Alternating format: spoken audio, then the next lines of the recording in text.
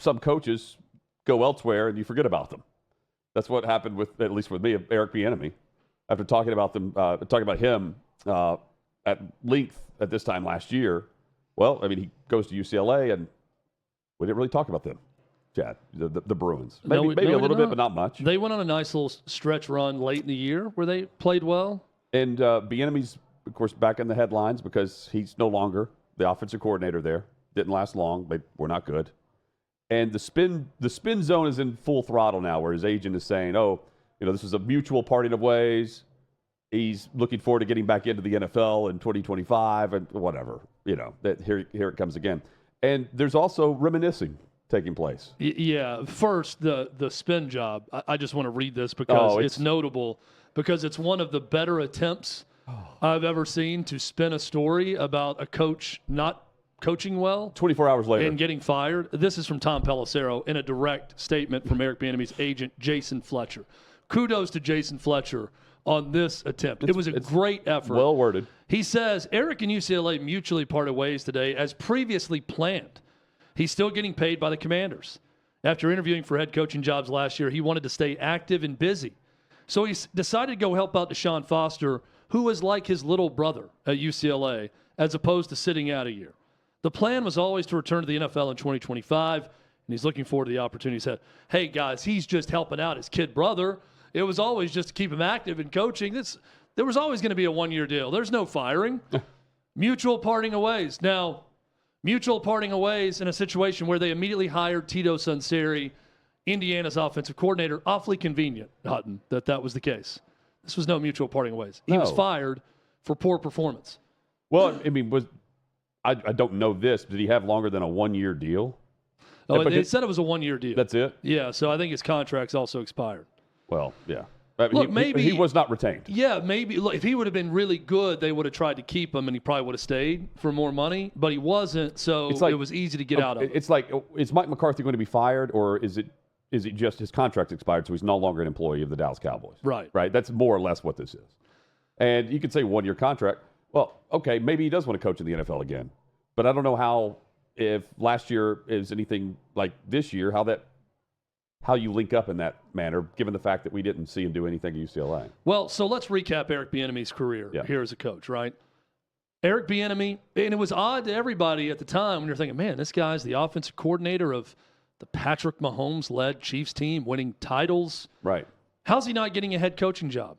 Which led many to think that it was because of racism that was keeping him from getting a job. He's a bad interviewer. He's this. No. It's racist. Mina Kimes and others were talking about racism and how ridiculous it was. He wasn't getting a head coaching opportunity. Fast forward to him leaving Kansas City because he wanted a chance to run the offense and not be in Andy Reid's shadow. He goes to Washington. It was a failure. It was a bad year in Washington. Fast forward after that. Goes to UCLA. UCLA had one of the worst offenses in the Big Ten. This is not subjective. This is objective. This is fact. They were not good.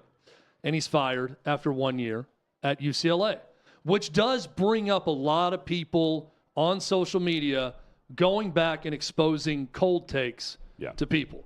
So I haven't looked at Mina Kimes' feed today.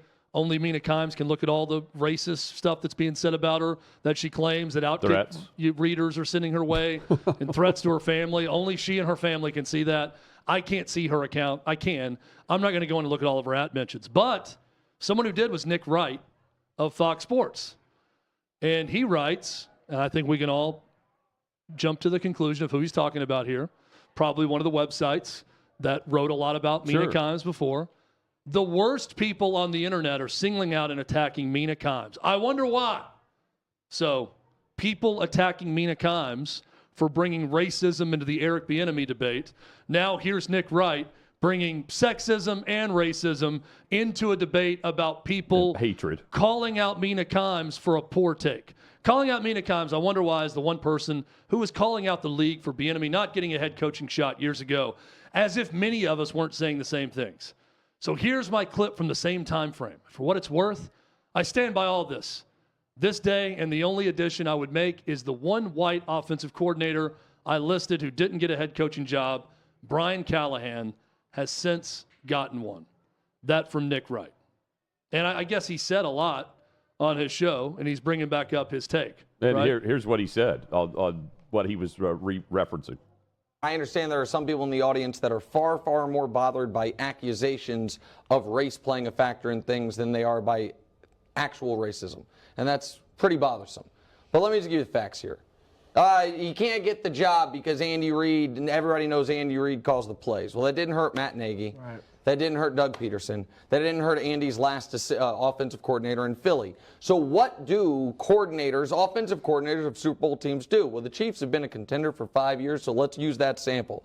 2018 Super Bowl, Patriots, Rams. Well, Zach Taylor went from that job to a head coaching job, and Josh McDaniel now has a coaching job. What about Kansas City, San Francisco? Well, that was Eric Bieniemy, and Mike McDaniel was the lead guy in San Francisco. He now has a head coaching job. Now, to be fair, Mike McDaniel's biracial, but I'm not sure people knew that until after he got the job, and he certainly, I don't think, dealt with the assumed, if we're being honest here, a lot of the problem is a lot of the white decision makers don't think the black guy interviewing for the job is quite smart enough to get the job. I don't know if Mike had to deal with that. Next Super Bowl is Kansas City, Tampa. Neither one of those guys, offensive coordinators, have head coaching jobs. They are Eric Bieniemy and Byron Leftwich. Eric just had to leave his job. Byron just got fired from his. The next one is Cincinnati and the Rams. Now, Callahan hasn't gotten a job yet, but it looked like he was very close this offseason. Kevin O'Connell, of course, does have a job. And then the Super Bowl again, we have Eric Bieniemy and Shane Steichen. Eric Bieniemy now has had to leave to go get a chance, and Shane Steichen, of course, has a job. And it's god-dog embarrassing, bro. And the very simple answer is a lot of even well-intentioned white people, deep down somewhere, whether they recognize it or not, don't think the black guy is quite sharp enough. You can coach my running backs. You can fire up my defense. You can do a lot of things. But offensive coordinator is kind of a thinking man's job, and we don't think Eric can do it. And it's amazing to me that he was a terrible interview. He kicked ass in that interview for the OC job, evidently, though. Got that immediately. So, listen, I consider Eric a friend, and this sucks, and so I'm a little biased here, but this is mortifying for the league. That all the offensive masterminds that go to the Super Bowl for 5 years get jobs, except for him who's been there 3 times and Leftwich. It's mortifying. Well, here's another possibility, Nick, of what could be going on. He could just be a really terrible interview, as you're saying. So bad that owners and football people, GMs, talk to him and realize, boy, this guy was really riding the coattails of Andy Reid. And I'm not so sure we should hire him to be a head coach. And the evidence since he left Kansas City would lean more towards that. I don't know that's 100% true. I've never talked to Eric Bieniemy. But maybe, just maybe, it wasn't racism. It was they sat down across from someone and interviewed someone that maybe wasn't that smart about football. Maybe didn't come across so well as someone who should lead an organization. That, too, could be the case. Well, also, just because Bieniemy doesn't get a job doesn't mean that other organizations don't hire black head coaches. They have. You know, it was racist, quote unquote, what the Texans were doing with their head coach, but they have been hiring minority head coaches, and they hired another one in DeMeco Ryans. But that's not mentioned. It's always the one who gets fired, not the one who gets hired. Someone has to hire the minority as well. But if you fire the guy, it's because, it's the white man firing the black man. Like, that's how some spin this. Bieniemy, I haven't heard anyone clamoring for Bieniemy to get an interview. Where's his interview in Chicago all of a sudden? I haven't heard that. You know what I mean?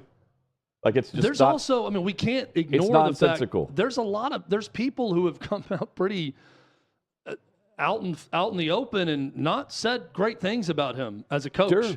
How he handles players, his organizational skills. A lot of things that's been called into question when it comes to Eric Bieniemy. So Nick Wright starts by saying that he doesn't like how people get more offended with people that are constantly talking about racism as opposed to not being as offended by actual racism.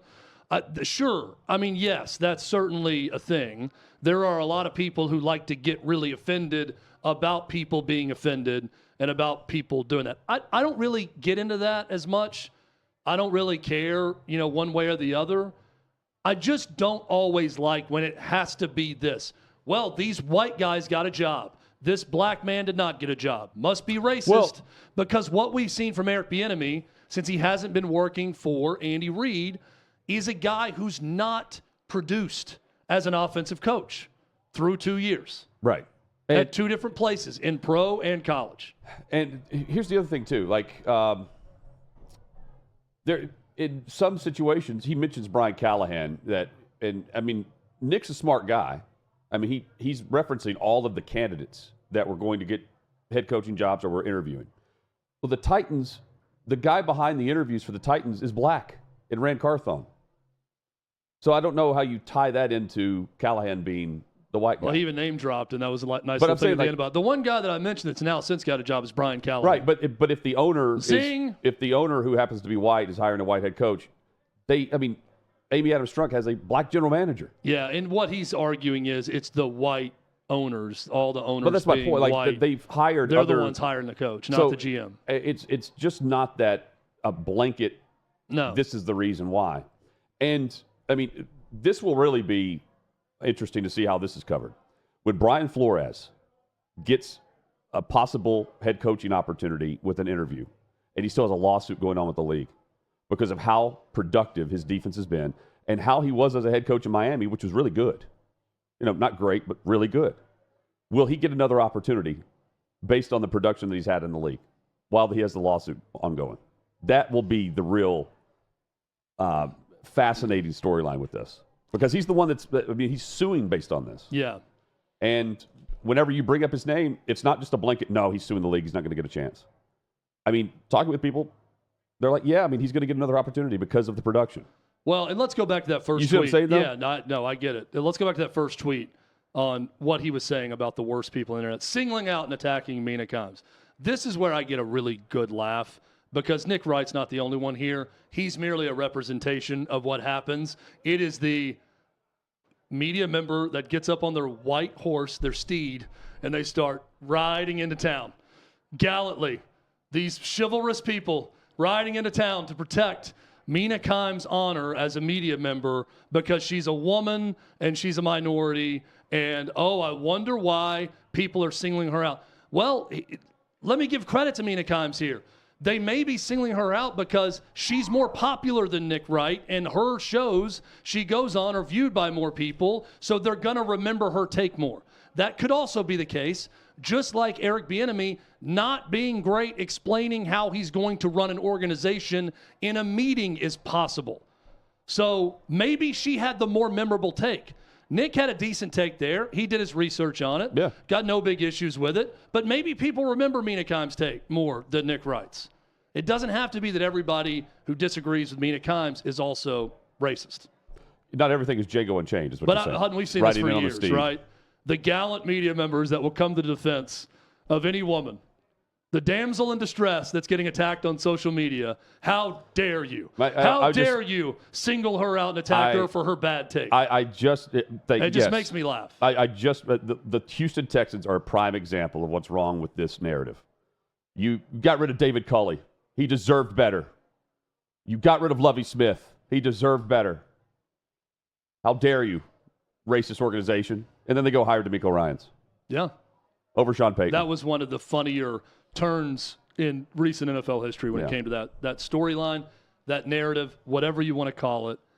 It does get very exhausting to have to talk about race and all these things. Well, if Eric Bieniemy would have gone to Washington and crushed it, then Nick Wright may have been justified, right? But he chose to do it. Mina Kimes would have been justified. But what's happened since then is the guy's not been a very good offensive coordinator at the NFL or the college level.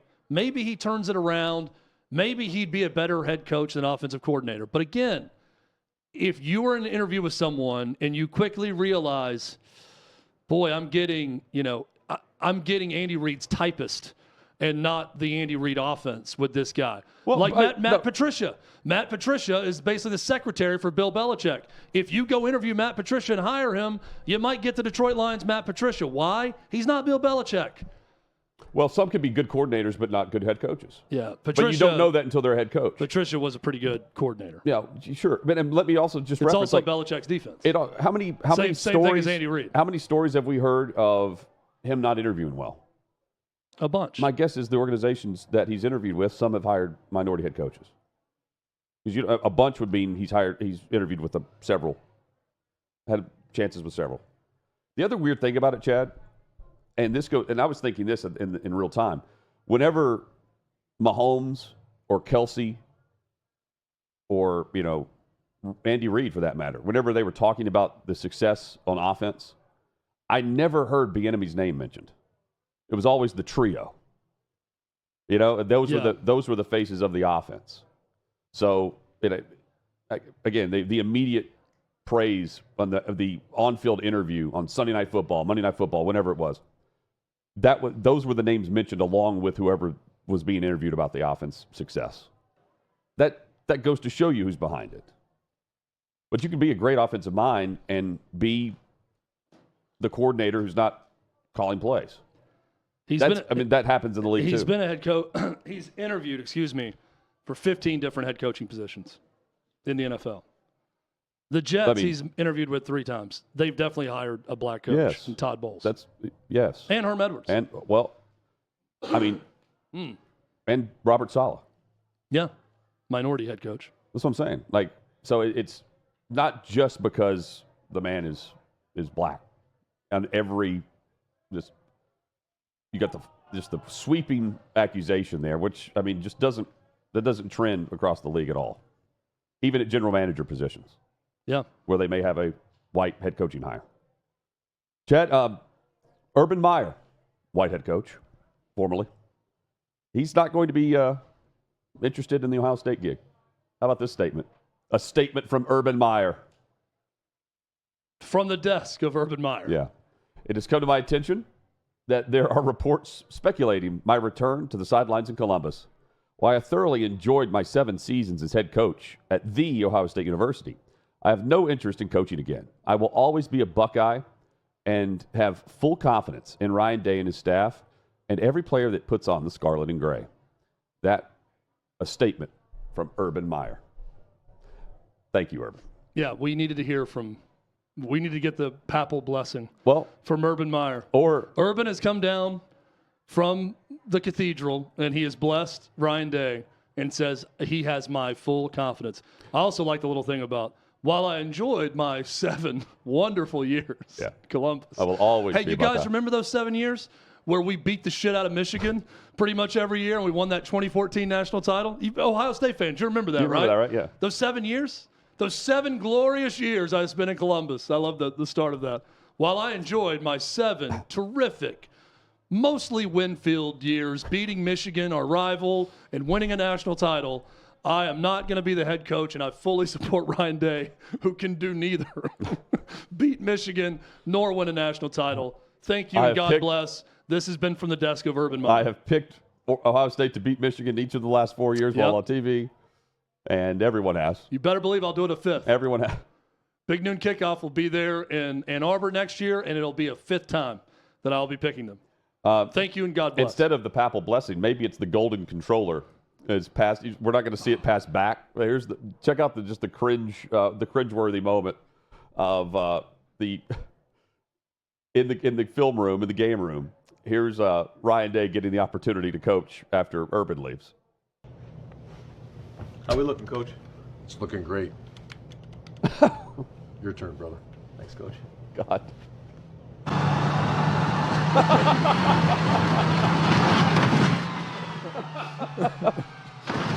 Oh. I love it. Is that Grand Theft Auto, Davey? I don't know what it is. The internet wins again. Oh, yeah. From the Field Rush. Well done. On social media.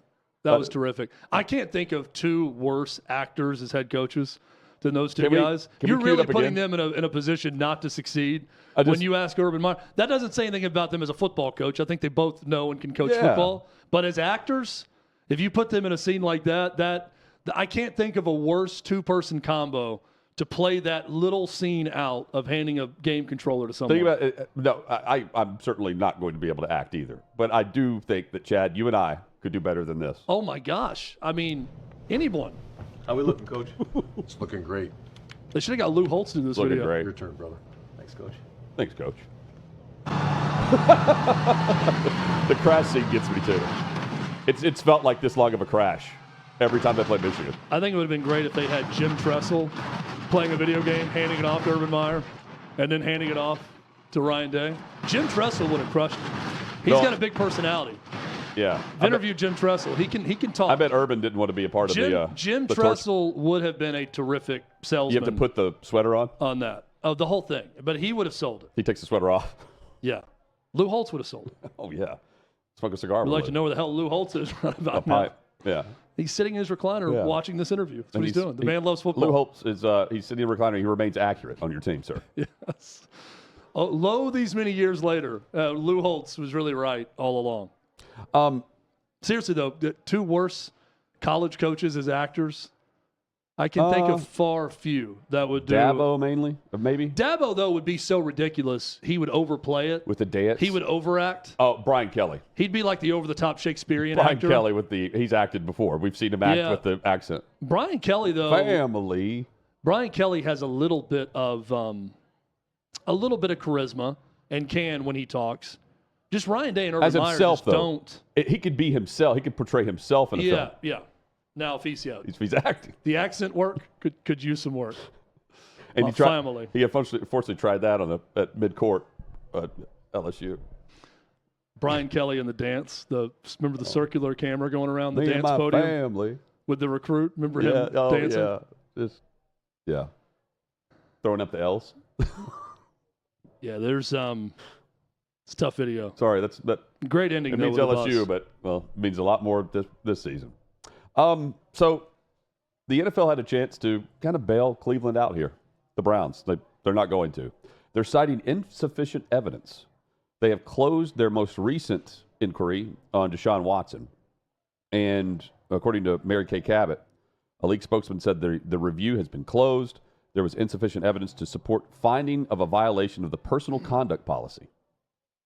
This is stemming from the most recent settlement after Watson was suspended for 11 games back in 2022. Of course, this year he settled with another accusation, another accuser, with far more detail. Yeah. With, alleged assault involved, not just with the massage, but also, the sexual encounter. Insufficient evidence. Now, is that bad news for the Browns? Well, yeah, because they're going to. Yeah, they're going to. I'm sure there was a clause. They've restructured his contract to help them out on the salary cap, and I don't know if it was restructured then different. But at the beginning, it's always been reported that if they came across any new information, anything the Browns didn't know ahead of time before signing him, they could come back and get some of their money back, and that could be, releasing him with cause. Wrong language there, but that would be kind of the terminology. This settlement though there's a NDA attached to it, so there's no one can speak on the terms or what it was. So I guess they couldn't. The NFL, I mean, again, they're not from the legal sense. No one has no authority to make those people talk to them. Yeah. So if there's if everyone agrees to keep their mouth shut, there's not much they could do. That would be the insufficient evidence. Which is why it's weird that they closed the case. I guess they just know that no one's going to talk to them. Yeah. Did he settle? He settled with the accuser. Woman? Yeah. Okay. Well, then, that's why. So they both signed, the NDA. That's all I can come up with as to why there'd be insufficient evidence. Yeah. And this wasn't a criminal investigation. No, so, it's bad news to the Browns though, because if you got good lawyers and you got money and you can pay and wrap it up quickly and get an NDA signed, no one's gonna cooperate with the league, and therefore the Browns are still on the hook for everything. Well, by settling with Deshaun Watson quickly, he circumvented any investigation the NFL could have done. Yeah. If there's a confidentiality agreement, so he wins again. They owe him $46 million next year. And another 46 in 2026. Again, pay it because they signed him to that contract. But if you're a Browns fan like Tyler Castle, looking for your team to be able to get out of jail free card, it's not coming from the league in this instance. But hey, you got famous Jameis, so everything's eating fixed. those dubs. He's going to be a free agent again. It's all fixed. You're good to go. Detroit Quarterback Lions, of the future. They win their 11th in a row. Chad, congrats. You covered last night, didn't you? I did not. You did not?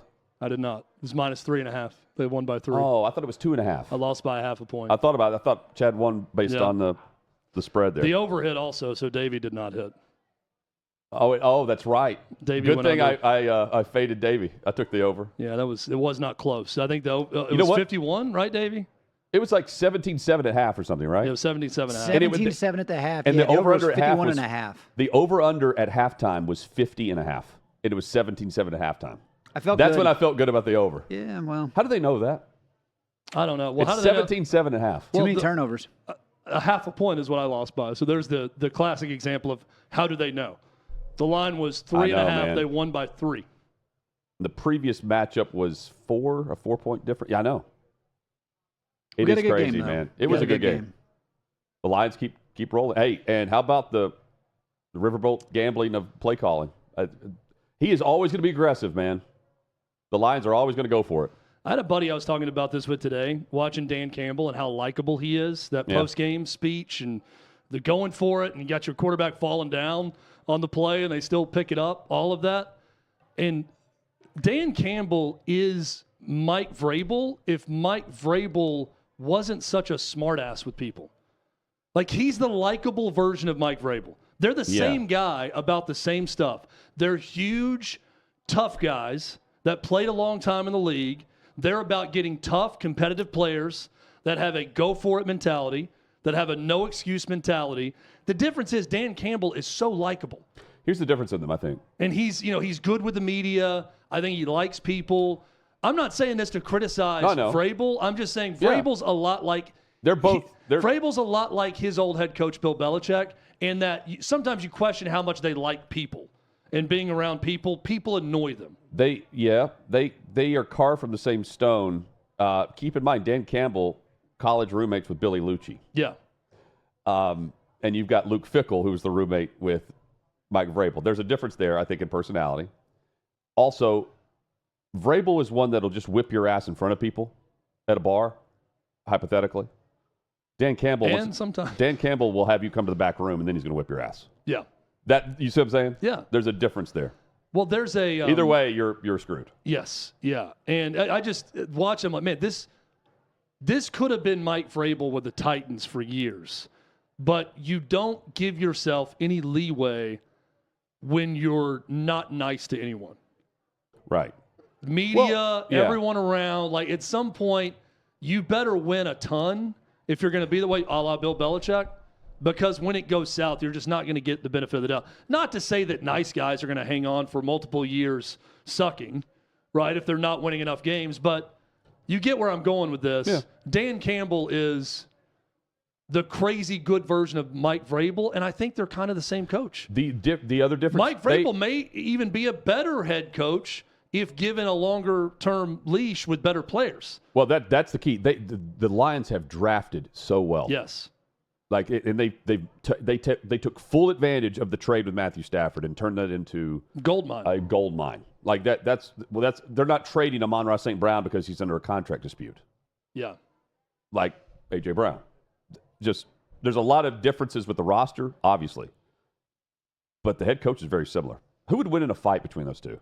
I'd pay to watch it. I'd pay more money to watch that than Paul versus Tyson. We'd see a 3-fight series with them, I think. I think there'd be a quick knockout by someone, because I just think either one of those guys lands a hit, and they're going to drop. Yeah, and there's an instant rematch. They're also both, getting up there a little bit in age. So I would think a strong right to the temple on either one of those guys, they're going to be knocked out. It'll be a quick KO. I've told you the first time I met Vrabel, he's like, I was told that you would be, it was at the Combine.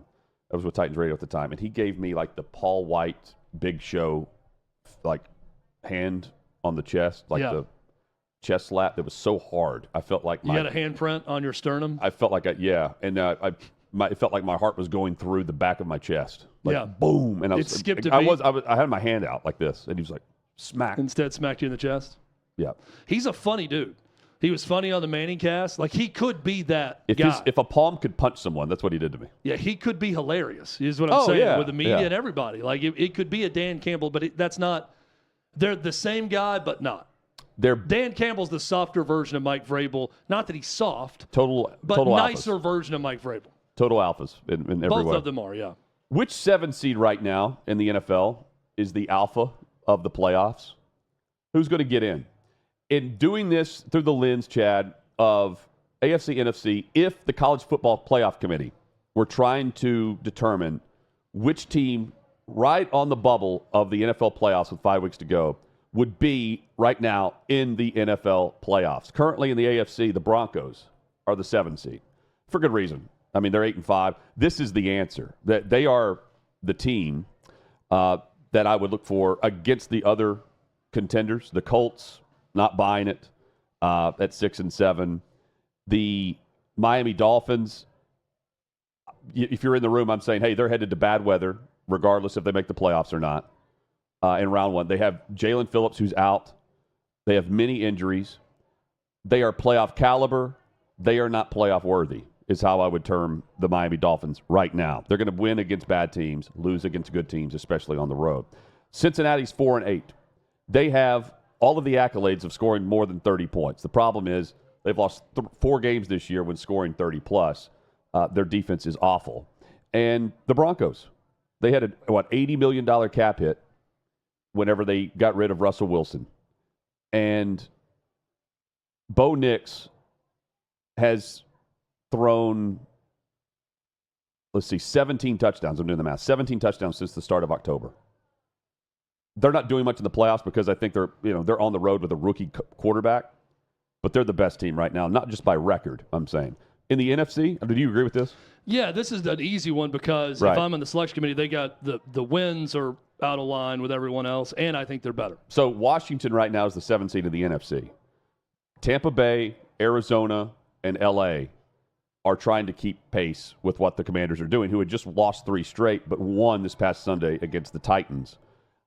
I would go Tampa here as the 7th seed if I'm voting in the room. Wins over Washington. They have a win over Washington, a win over Detroit. Detroit's 1 loss. A win over Philadelphia. Give me the Bucks.